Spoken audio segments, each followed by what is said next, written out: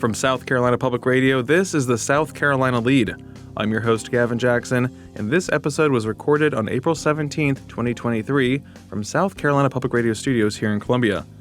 Just so you know, some of the information in this podcast may have changed by the time you've heard it. This episode features my interview with SLED Chief Mark Keel on what gun reform measures and bills he's urging the legislature to pass before session ends on May 11th. We look at the critical race theory bill that is now before the state Senate and what's on tap this week at the statehouse. Republican presidential candidate Nikki Haley uses some, let's say, fuzzy math when it comes to her first quarter fundraising haul, and we hear from several members of our congressional delegation about the intelligence leak, abortion care, and more. And inflation is still high. We find out what Federal Reserve Bank of Richmond President and CEO Tom Barkin wants to see done about it. And the Lede loves hearing from everyone. We love seeing everyone at the Clemson taping at Kite Hill Brewery. It was wonderful. We have another live taping coming up on May 6th at our South Carolina Public Radio Open House. We want you to come see us and so much more. We'll have more details for you about that later, but you can always go to southcarolinapublicradio.org to find out what's going on with that open house on May 6th. And if you want to tell us where we should go next for a live taping, you can do so at 803-563-7169. That's right, that's our voicemail box. We love hearing from you guys. Tell us what's going on in your world, where you think we should have our next live taping, questions you want answered, and more. 803-563-7169. Tell us your name, where you're calling from, and what's going on.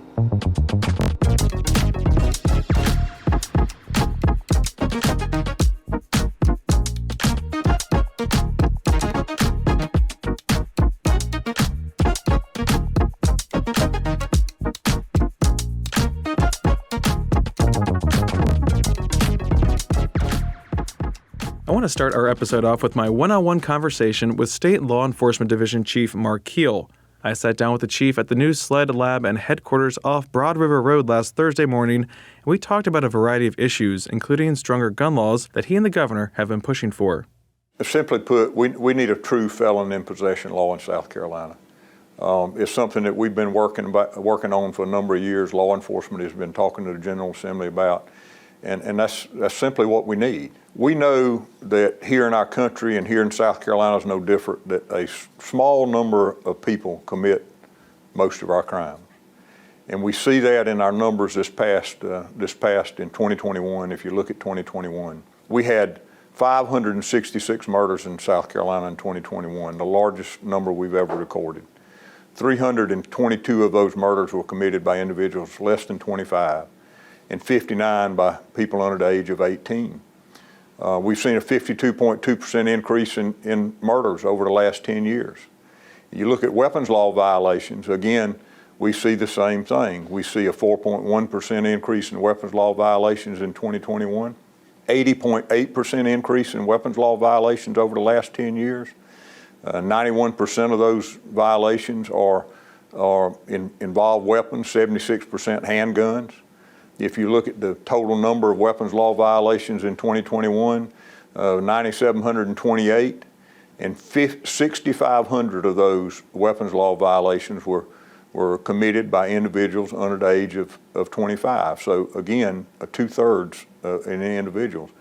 We need a true felon in possession law so that we can hold those prolific offenders accountable here in South Carolina. Can you elaborate on what a felon possession law is? That for all felons? It's for all felons. So what we would like to see in South Carolina is we would like to see our law mirror the federal statute. We have in South Carolina an offender who has to be convicted as of a violent crime conviction before he is considered to be a felon. And we have crimes such as shooting into a dwelling or shooting into an automobile that is not considered a violent crime under our current statute. And so what we need, again, is that law that mirrors the federal statute, that really holds those individuals accountable. We take trafficking in drugs. Trafficking in drugs is a prohibitor here in South Carolina. But we know that many times those trafficking statutes end up getting played down. And if they're not convicted of a trafficking statute when it comes to drugs, and we see so many gun violations connected to drugs in our state, then again, if they're not convicted of trafficking, they're not considered a felon, and they're not prohibited from possessing a firearm. So that is one law that you want to see strengthened. What about, illegal gun possession? A lot of these folks, we're talking about people, I think looking even back to the Columbiana mall shooting last year, which is about a year to the date of this other mass shooting we just saw in IOP. A lot of people have illegal guns, but they can keep getting these illegal guns and keep getting a slap on the wrist, essentially. What more needs to be done to stop that? We see a lot of stolen handguns in people's possession. That came up in the press conference with the governor the other day, and people say, well, where do they get them from? Well, unfortunately, most of them come out of car break-ins. We see that over and over again in communities where people leave their firearms. They don't store them safely. They leave them in their vehicles. Sometimes they leave their vehicles unlocked. We see on cameras in neighborhoods sometimes where these criminals will go. They're not even breaking into cars. They're just walking down the street checking the door handles. If the door's unlocked, they'll get in the car and see what they can find. And we see so many of these guns that are, again, being stolen out of vehicles, and people are not safely storing their handguns. So do you want to see tougher legal possession laws too, on top of the felon? Well, I think that again, the laws that we have on the books with regards to firearms on the federal side, we just need to make sure we're enforcing them. And again, what we would like to see here in South Carolina, and what is in the House bill, the constitutional carry bill right now, is a bill that anyone who is convicted of a crime that carries a penalty in excess of 1 year is a felon, and they would be prohibited from carrying a firearm. Are you worried when we talk about, cracking down on crime again, making it, kind of going back to the 90s where everyone said we cracked too hard down on crime, and now we had this backlash? Are you worried that that's kind of slinging back around here, or do you think that something needs to happen because, again, you're talking about 566 murders, the highest since the 90s? Yeah, I think we need to get back to where we were at in the 90s, quite frankly. I see it today. During the 90s, we were building more prisons, okay? The thing that I think is a cornerstone to South Carolina, and whether we're recruiting industry or we're trying to get people to move to South Carolina, tourism industry and everything else, is the fact that we need to have a state where people feel free to come and feel safe when they're here. And I think that when I look at the number of people that were in jail 15 years ago, and I look at the number of people that are in jail today, and I've said it, we had about 25,000 in jail at one time. We've got about 15,000 in jail today in our state prisons. And is there a correlation between that and the amount of crime we're seeing right now? We have to hold people accountable. If people can continue to commit crimes and there's no deterrent effect because they're not going to jail, they don't have that hanging over their head, they're going to keep committing crimes, and that's what bothers me. With the state Senate amending and passing the bond reform bill back to the House, Chief Keel is hopeful that there will be stronger laws on the books by the time session is over in May. We'll see how that bond reform bill navigates the final days of session, and you can catch that entire interview on youtube.com/South Carolina ETV. This week, the Senate is debating its $13 billion budget proposal, and there are a few meetings as well, including a Medical Affairs Committee meeting that will look at S399, which would break up the Department of Health and Environmental Control. The Senate Education Committee last week approved the House-approved Critical Race Theory Bill, H. 3728. This bill will outlaw several concepts from being taught in K-12 schools, such as an individual by virtue of the race, sex, ethnicity, religion, color, or national origin of the individual inherently is privileged, racist, sexist, or oppressive, whether consciously or subconsciously. The bill would also outlaw the teaching that one race, sex, ethnicity, color, or national origin is inherently superior to another race, sex, ethnicity, color, or national origin. Now, just a reminder, CRT is not taught in K-12 schools in South Carolina. But Senate Majority Leader Shane Massey oversaw the subcommittee that took hours of testimony. I know some of the rhetoric out there. I know some of the concern on both sides. We also want to make sure that we're teaching history and that we're having fact-based discussions of those things. Personally, I want to make sure, and I don't want anybody to interpret this to mean that teachers can't teach about Jim Crow. I want my children to learn about Jim Crow. Right? I want my children to learn about the Holocaust. I want them to learn about about slavery. I want them to learn about the Nazis. I want them to learn all those things because I think it's important for all of us to have that background that we have that knowledge, we have that exposure to those things, so that we don't repeat it. And because lots of these things happened in not too distant past.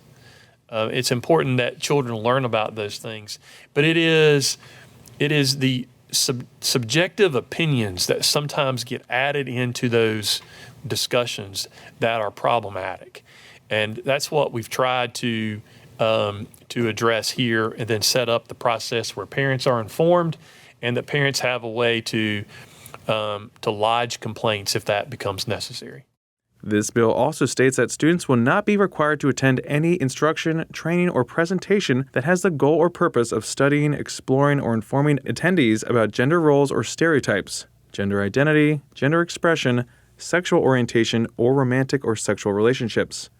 Senate Minority Leader Brad Hutto was on the CRT Bills subcommittee as well and spoke specifically about changes dealing with what books can be in school libraries and who has access to them, a policy that is already on the books.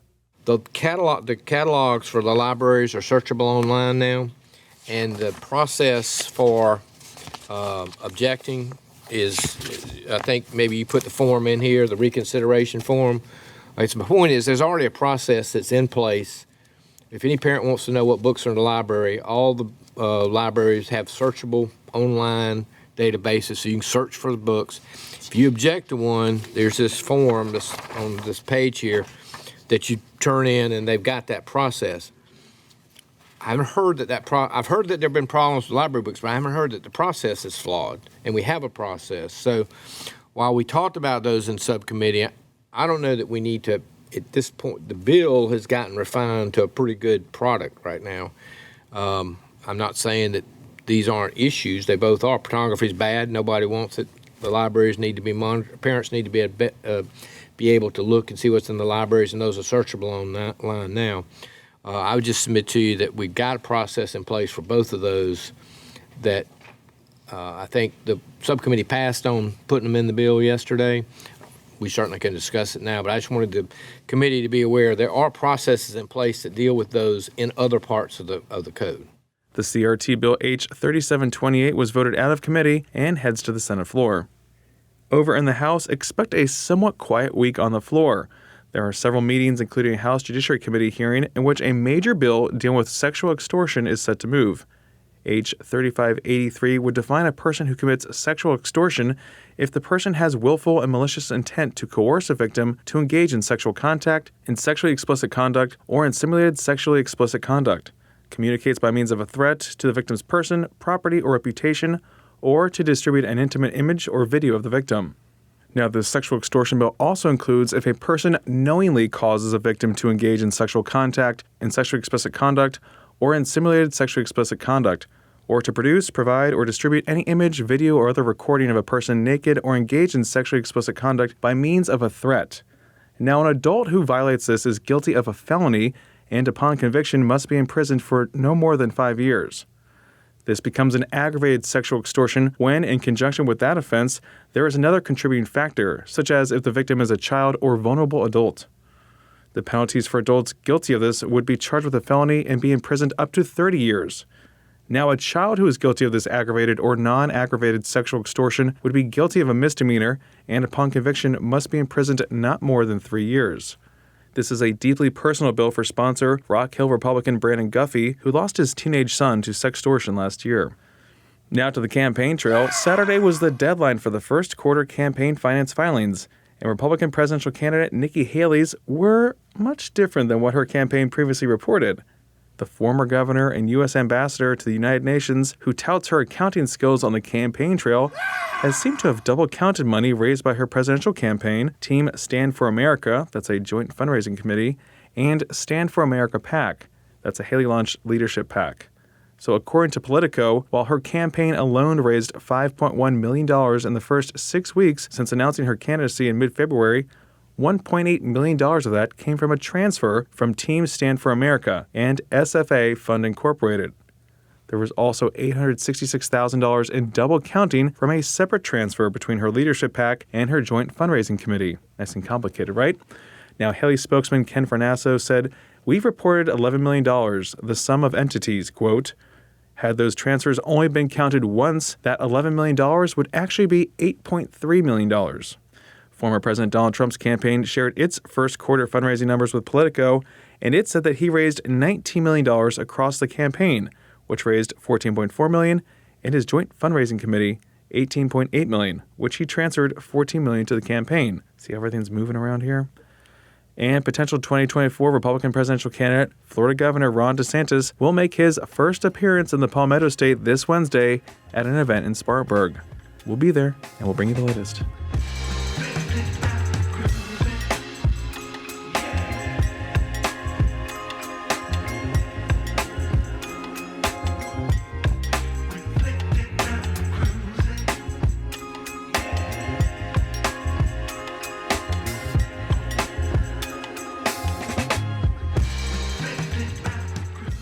Senator Lindsey Graham was on ABC's This Week with George Stephanopoulos, where he told Jonathan Karl that the leak of top-secret intelligence data was very damaging to America and its allies, and he blasted people like Georgia Republican Marjorie Taylor Greene, who defended the accused airmen.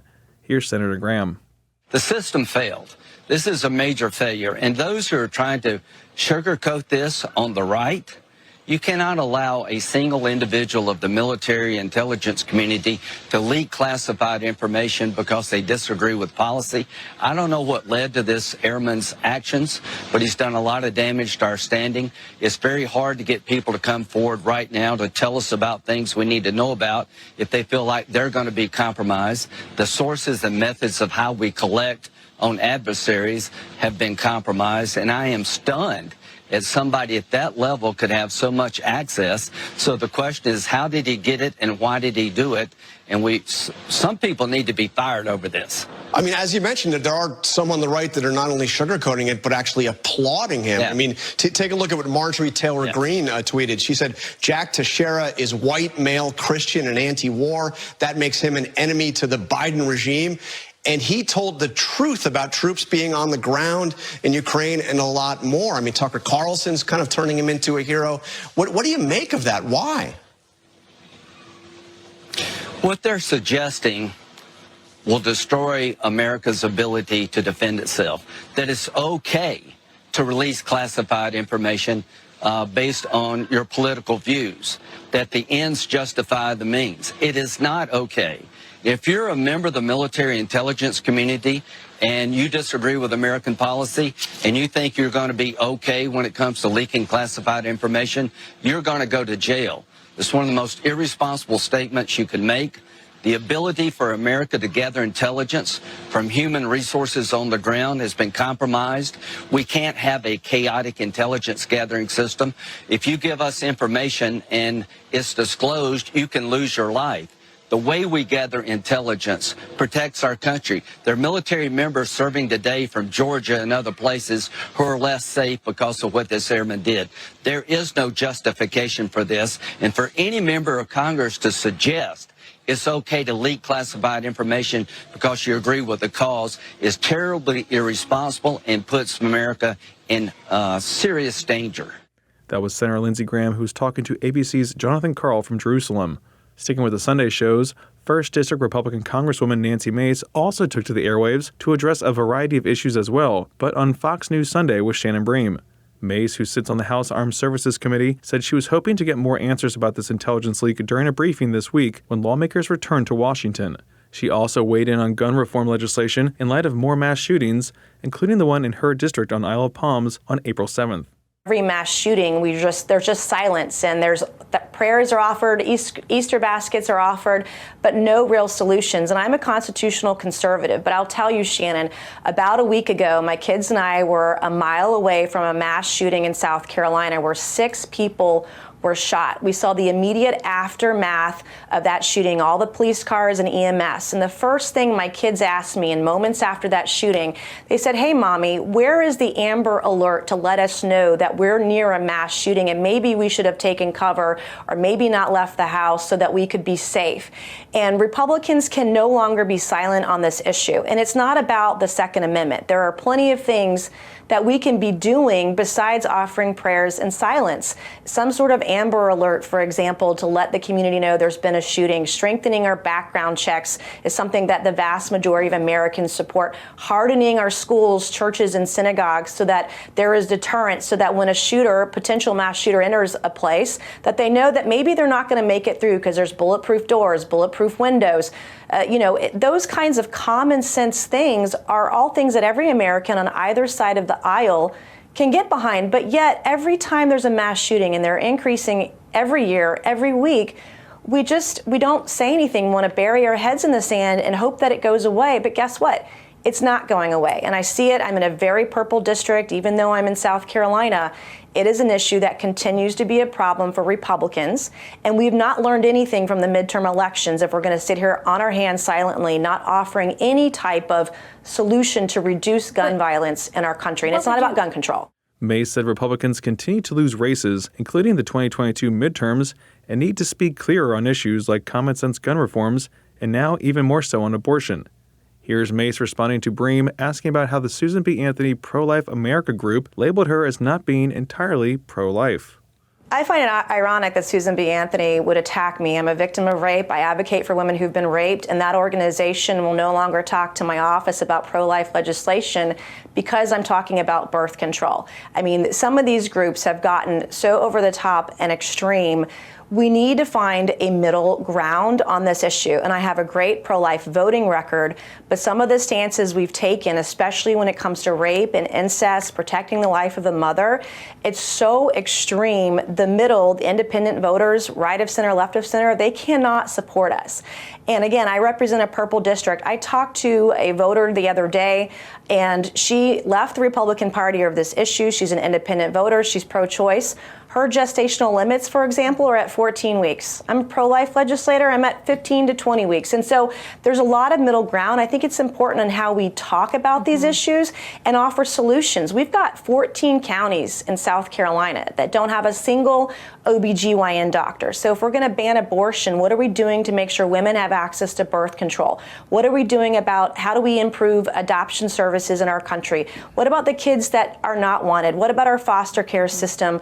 What about getting nurses that can treat women who need, OBGYN care in those rural areas? What are we doing about getting birth control over the counter at pharmacies? There are a lot of things that we can do to protect life and not alienate the independent voter. And that's what Susan B. Anthony's list misses. This discussion about abortion comes as potential 2024 hopeful Senator Tim Scott has struggled to give a clear view on his stance on abortion. Scott, who just launched his Presidential Exploratory Committee last week, said this in an interview in Goose Creek with NBC News' Ali Vitale. Yesterday in New Hampshire, you said you would back a 20-week abortion ban. Overnight, Florida passed a law that would ban it at 6 weeks. Do you agree with that? Well, I would just say the truth is that when we have a culture of life, I support the culture of life, number one. Number two, I'm proudly 100% pro-life. I am so thankful that I had an opportunity to vote for the 3 Supreme Court justices that overturned Roe v. Wade. I celebrate that. So every time a state, of course, adopts a decision, states have the ability to have the most conservative bills that they can get passed in their legislature. I support the culture of life, without question. But is 6 weeks the right mile marker?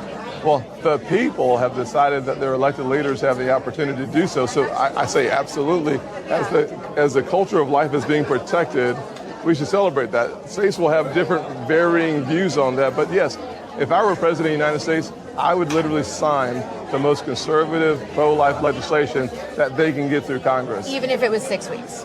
I'm not going to talk about 6 or 5 or 7 or 10. I'm just saying that whatever the most conservative legislation is that can come through Congress is what you would sign. Yes. We also got some key economic data last week. Inflation remains stubbornly high for March according to the Consumer Price Index data from the Department of Labor. It rose 0.1% in March on a seasonally adjusted basis after increasing 0.4% in February. Over the last 12 months, the All Items Index increased 5% before seasonal adjustment. Looking at shelter, that was by far the largest contributor to the monthly All Items increase. This more than offset a decline in energy, which decreased 3.5% over the month as all major energy component indexes declined, and food was unchanged in March. Core CPI, which removes volatile food and energy prices, rose 0.4% in March after rising 0.5% in February. MarketWatch reported that Richmond Fed President Tom Barkin said last week that the March consumer price data was, quote, pretty much as expected, quote. He said he puts more emphasis on the core rate, which excludes food and energy prices, like we said. That rate is running at 5.6 annually right now. And Barkin said, quote, we had some good news on energy, but there is still more to do to get core inflation back down to where we'd like it to be, quote. Oh, Tom, that's just like my waistline. Now, since we're talking about energy prices, I'd like to mention what the average price for a gallon of gas is in the state right now. You know what it is? It's $3.39, which is up 14 cents from a month ago, but 34 cents lower from this time last year. That's $3.39 a gallon across the state, according to AAA Carolinas.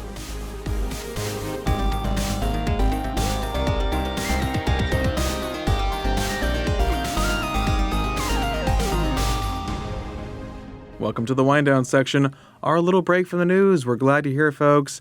This is our chance to talk about things that are not news related, but sometimes the news creeps in, doesn't it, AT Shire? Oh, it often does. I mean, we do our best to keep it out, but Stay out. It's so rascally. You know, that's rascally news. You know the scene with the raptor trying to get in the control room in Jurassic Park? Yes. That's the news. The news has... That's you and me. I'm Laura Dern. Yes. Gavin is eating all the ice cream and all the Jell-O.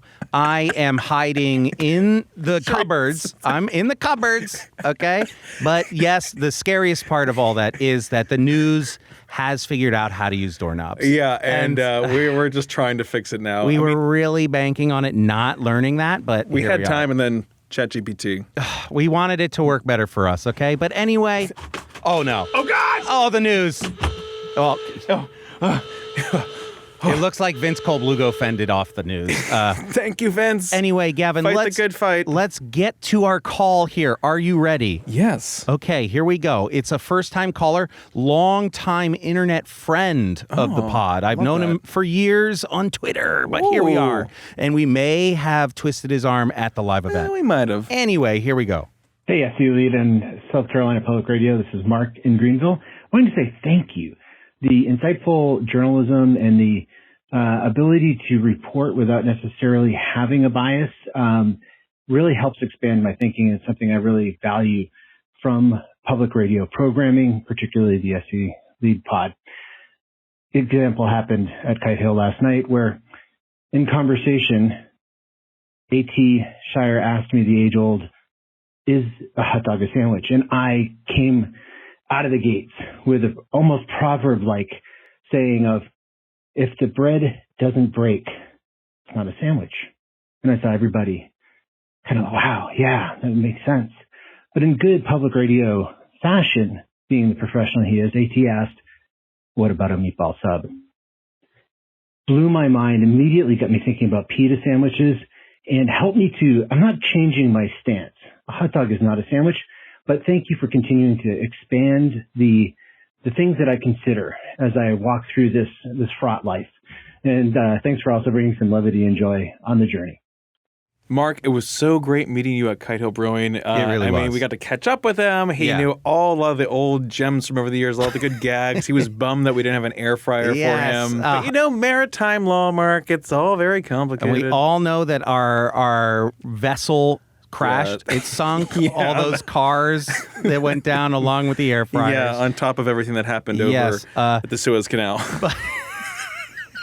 That was also us, yeah. I'm really sorry about that. But Mark, I can't tell you how gratifying it is to meet an internet friend in real life. A kindred spirit. And have them continue the bits that Gavin and I so very much enjoy to just...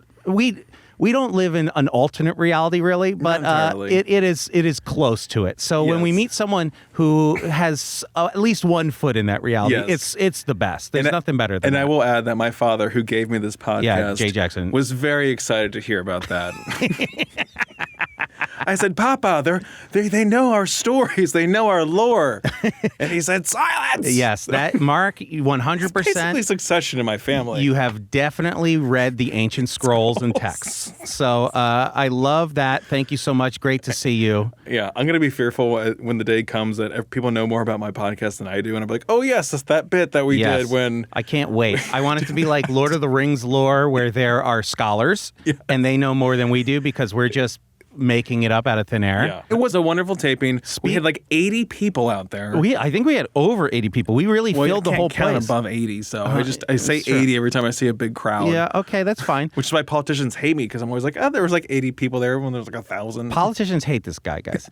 Doctors hate this guy, but it's one simple trick. We had a great crowd show up. Terrific. Thank you to Mayan Schechter. Mayan, so good. What a saint. I just threw her in the middle of it because Meg Kennard, who is not under retainer specifically as a contributor to us, technically is. I mean, but she was out of town. She had things to do. A lot of people, a lot of chatter about Meg not being there. A lot of chatter. A lot of chatter on the streets about Meg not being there. Where's Meg? Where's Meg? He said, hashtag where's Meg? She's broken out of her contract with us. It's not good. We're renegotiating. It's been very tenuous. I don't like to talk about it. It's a lot of legal stuff. It's been weighing on our relationship. Yeah, it's been bad. It's been bad.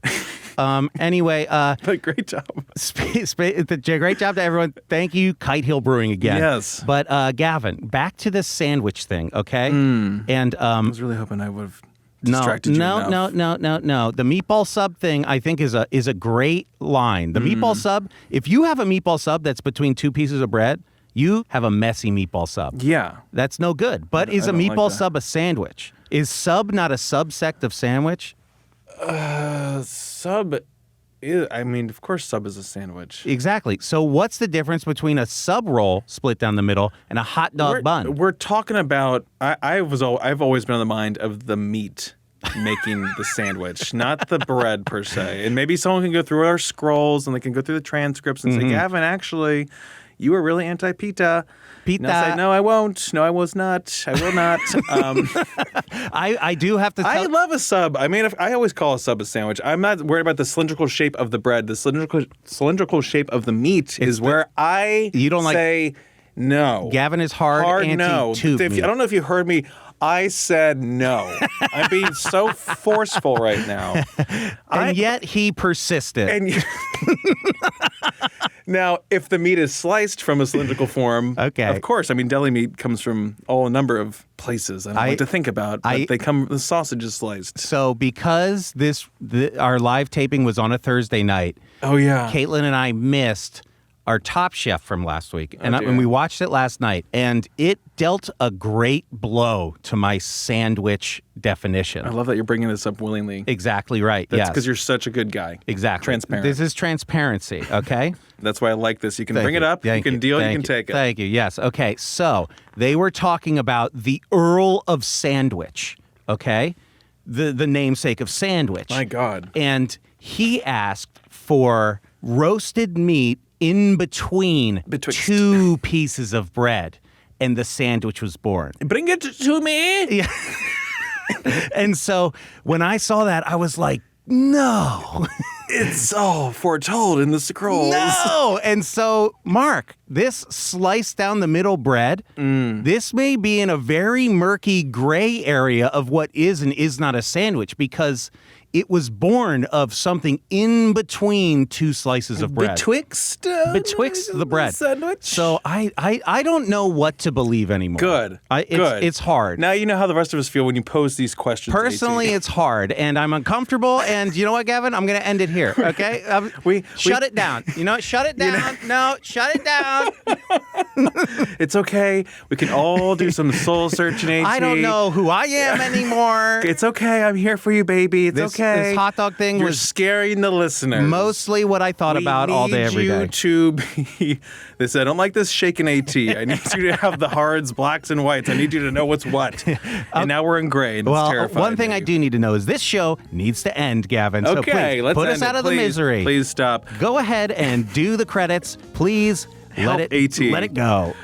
Folks, give us a shout like Mark did at 803-563-7169. As you could hear in AT's fraught voice, there's a lot to be debated. There's a lot that is shaking us to our core right now. We need you to help clarify it. 803-563-7169. You can also leave us a review on Apple Podcasts. That's where podcasts live. One of many places they live, I'm told.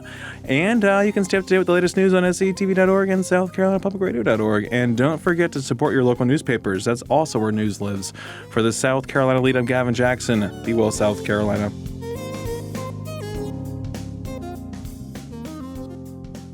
Watch it, bro. Okay.